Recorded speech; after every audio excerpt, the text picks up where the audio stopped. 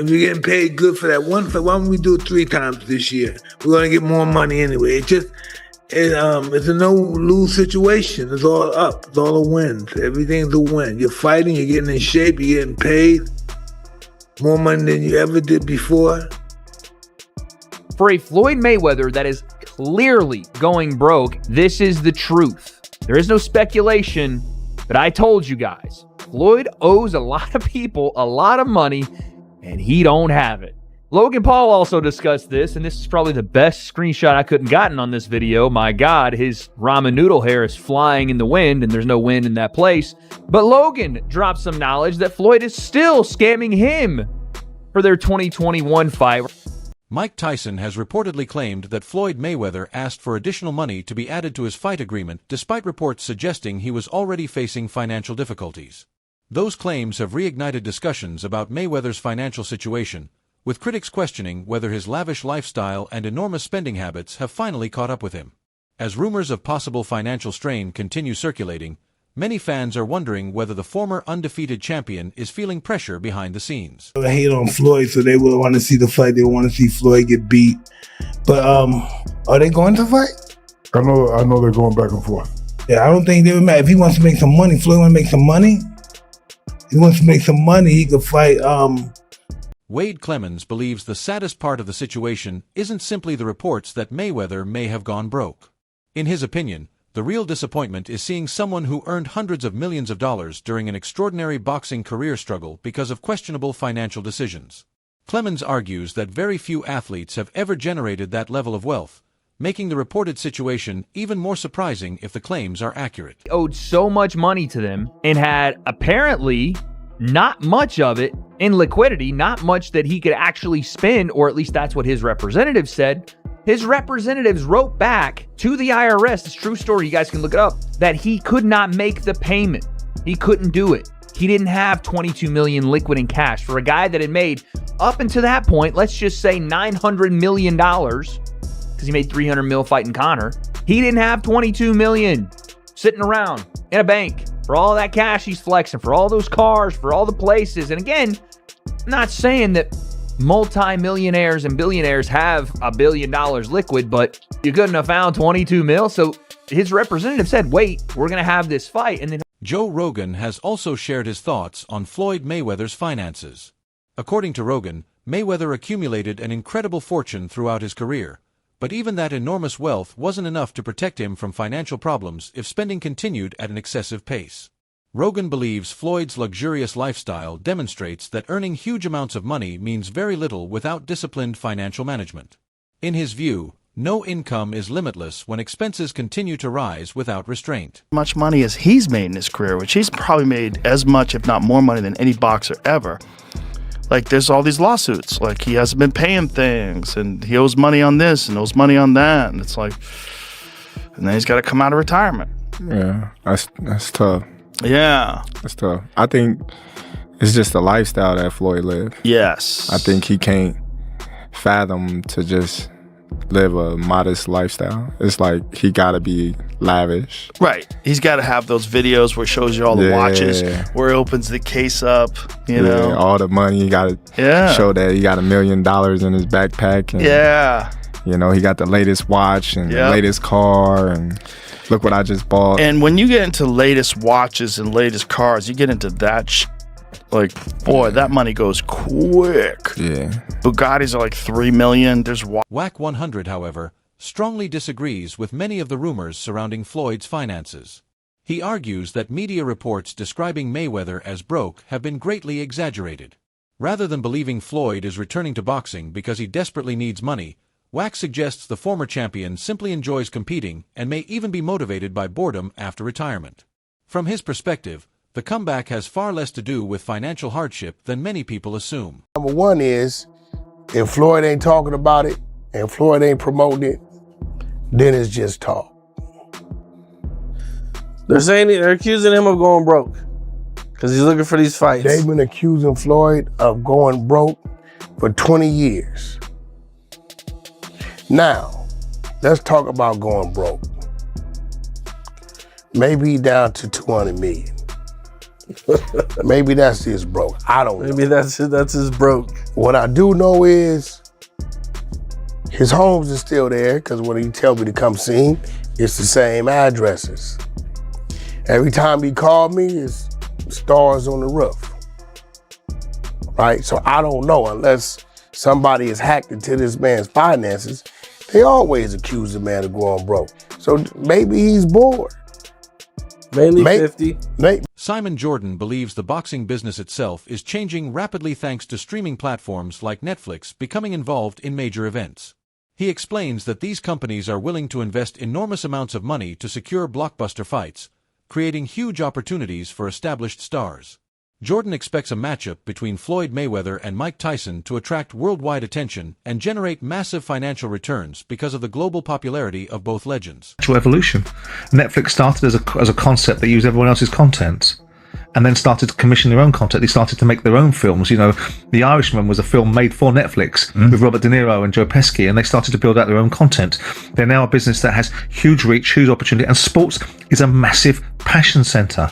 It's a massive driver. Why would you not have versions of sport? They've dipped their toes in with Drive to Survive and all the other different shows that have ultimately been in the past, whether it was them that did Drive to Survive, I can't remember.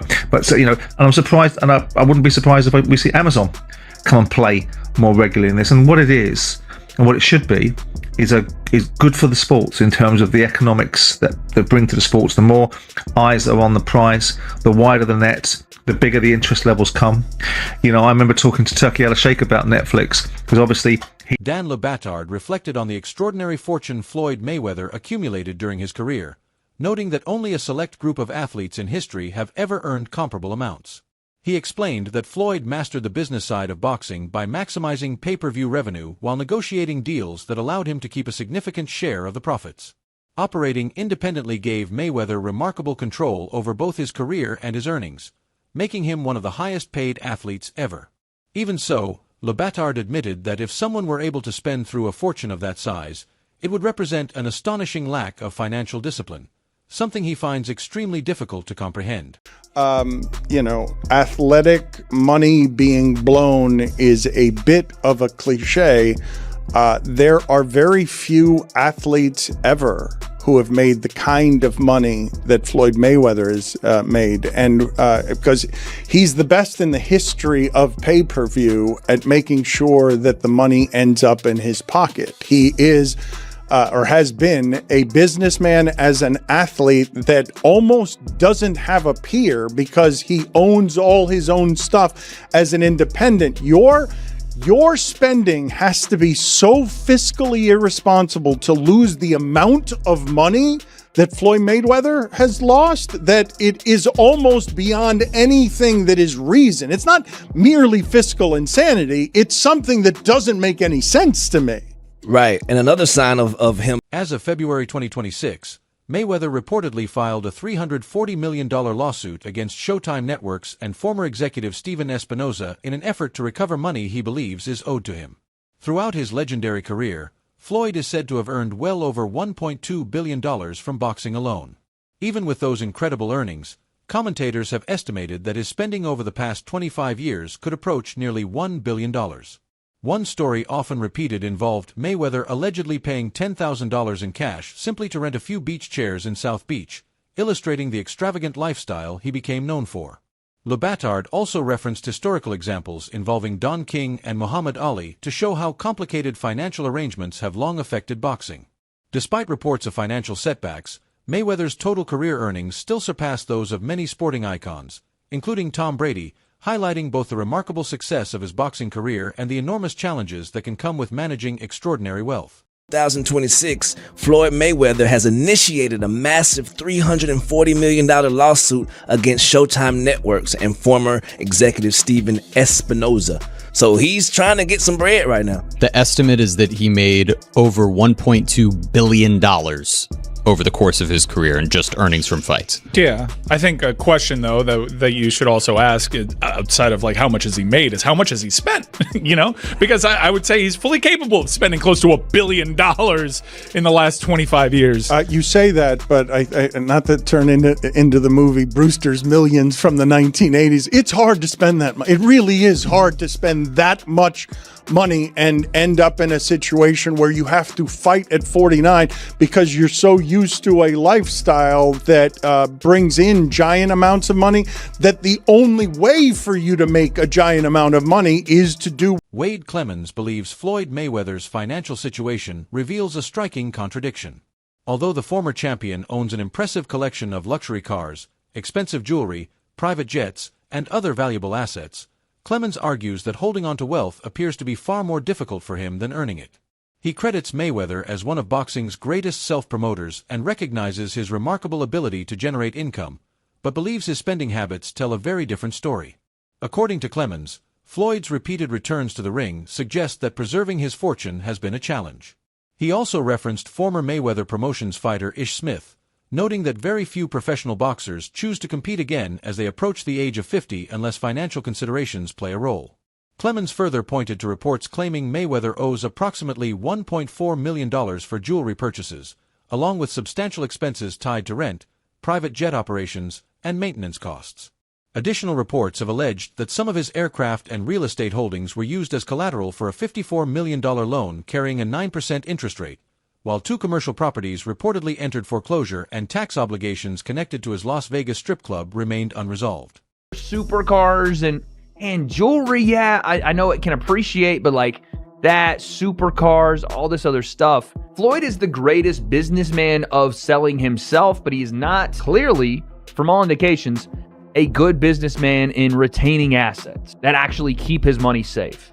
Because if he needs to continue fighting all the time to be able to retain all the money he made, then it's not a good indication that he did well with the money he had at the time he made it.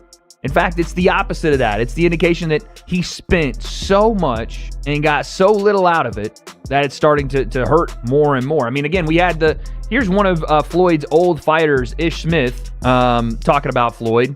He was under Mayweather for a long time. Read in between the lines. People don't come out of retirement for the love of the game. Damn near. Clemens insists these concerns should not be dismissed as simple internet rumors. In his view, many of the reported financial issues are supported by documented information.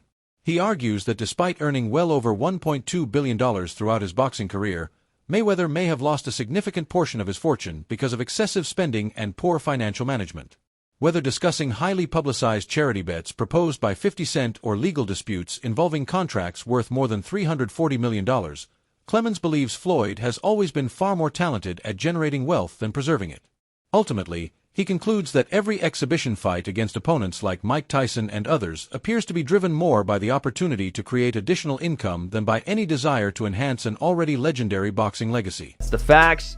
We had the Business Insider article, which, I mean, they went deep into detail. They got so into it, I think in even a past article of Floyd's, that Floyd sued him for $100 million. I don't know what the case is there. I don't know what the standing is, but they got deep into the weeds with this, talking about how they said that, I mean, things that they said in this article were insane. That Floyd owes like $1.4 million in jewelry debts, that Floyd owes like hundreds of thousands of dollars in rent for a private New York apartment. His private jet fuel, he's not paid hundreds of thousands of dollars worth of fuel and maintenance.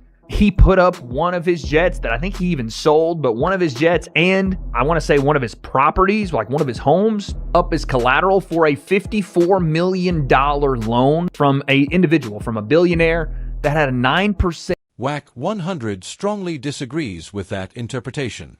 He argues that the enormous purses Mayweather continues to receive for exhibition bouts are proof that his financial position remains extremely strong. According to WAC, Floyd isn't stepping back into the ring because he desperately needs money. Instead, he believes Mayweather enjoys staying active and recognizes valuable business opportunities whenever they appear. WAC also maintains that Floyd continues making intelligent investments while carefully managing his wealth behind the scenes. In his opinion, Blockbuster events involving names like Mike Tyson or Manny Pacquiao simply represent another chance to generate substantial revenue. Rather than supporting claims of bankruptcy, Wack believes Mayweather's continued earning power demonstrates that he remains financially secure and fully capable of capitalizing on major fights whenever he chooses. Like he always has. Maybe he's bored. Maybe somebody came and told him, man, we got $200-300 million, man, to get in the ring with, we got $150 million to get in the ring with Mike Tyson on some exhibition shit. And then 6 months later, we got $300 million for you to get in the ring with Manny Pacquiao. He look it up, he like, that's $450 million.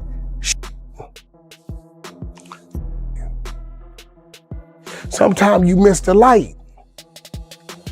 But I can guarantee you, he ain't broke. He's making a lot of sound investments. You hear me, Cam Capone? Yep. This I know for a fact. He's making a lot of sound investments. And the investments I've seen being... Former world champion Shawn Porter also shared a positive perspective regarding Floyd's decision to compete again. Porter believes returning to the ring could actually be a smart move, arguing that Mayweather still possesses the experience, discipline, and mental sharpness needed to perform at a high level despite his age. He sees the matchup as more than just another exhibition, describing it as another opportunity for Floyd to showcase his ring IQ while benefiting from the enormous value attached to his name.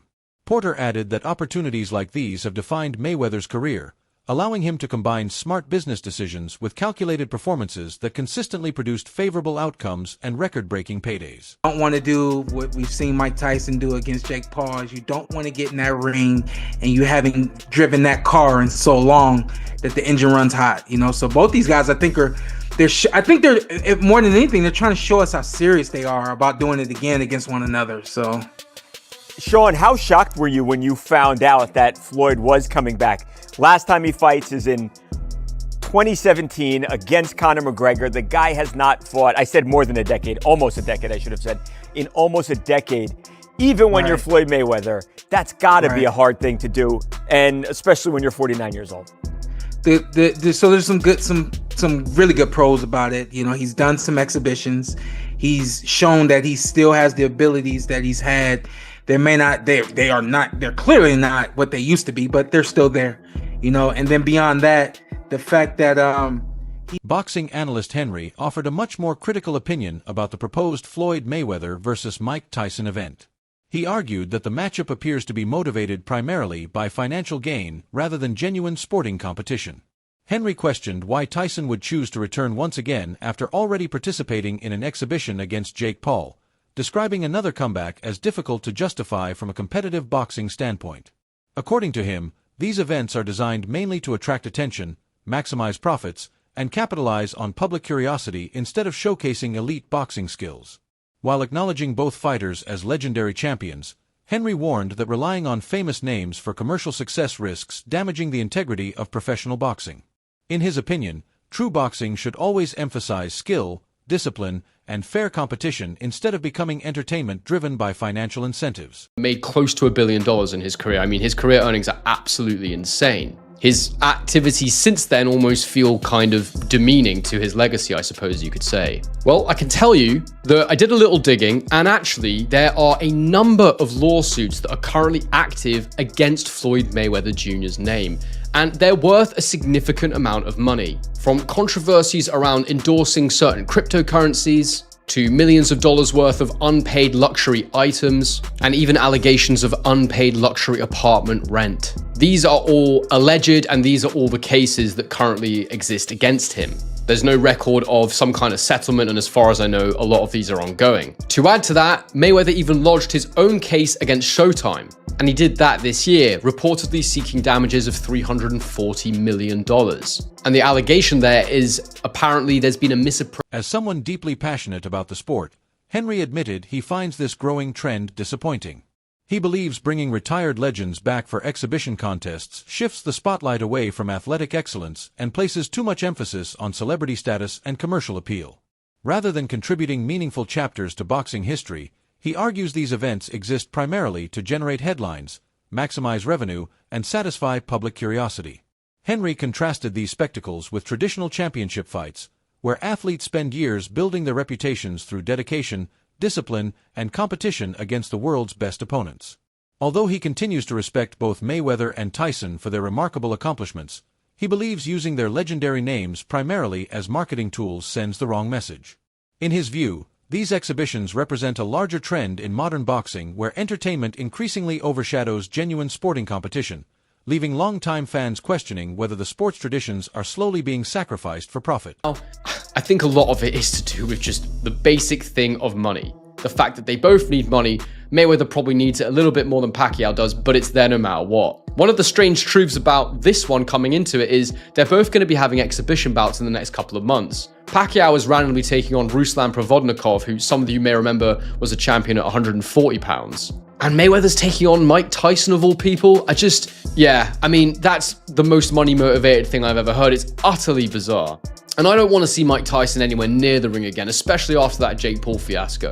This whole thing's incredibly weird. I don't like it. I'm a proper boxing fan, and these fights to me, this OAP stuff they've got going on when they bring back these old fighters for one more go at each other, it's just not something that I particularly enjoy. Now look, it's going to be on Netflix. It's probably going to be a massive event. That brings us to the end of today's discussion. What's your opinion? Is Floyd Mayweather returning because he still loves boxing, or do you think these exhibition fights are mainly about the money? Thanks for watching. Drop your thoughts below. I read every comment and would love to hear your take. Boxing glove, backhand index pointing down.